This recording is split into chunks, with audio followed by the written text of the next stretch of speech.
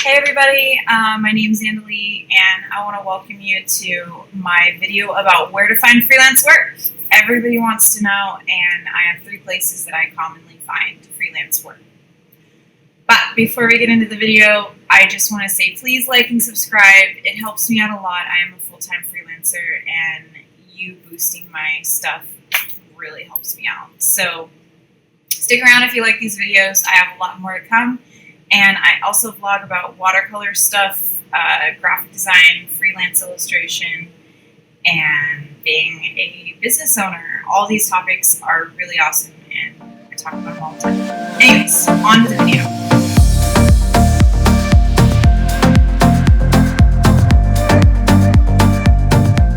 So 3 places to find freelance work.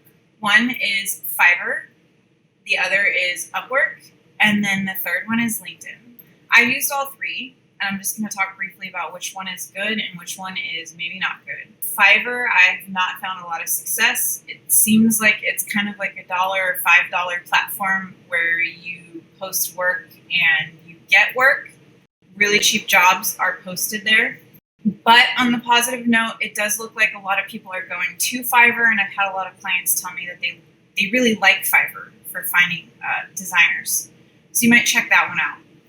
The second one is Upwork. I have actually gotten a lot of client work off of Upwork. However, I feel like there's a flood of cheap labor going through Upwork now.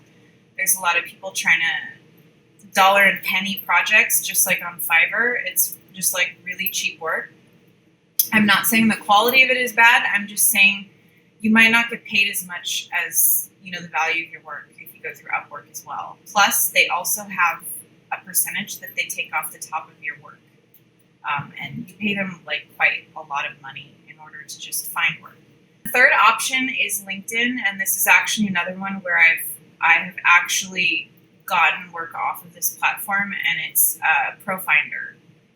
LinkedIn ProFinder is really awesome. It matches you with people that need your skill set. So you'll have a client over here searching for you, and then here you are listed as a designer or an illustrator, and it will send the listings to your inbox to make it really easy for you to acquire the client. I have gotten more than 1 client off of ProFinder, and I really love the format of it, but I don't love the fact that it costs like $49 a month. Don't quote me on this. I'm really sorry if I get this screwed up, but I think it's almost $50 a month in order for you to just receive those listings.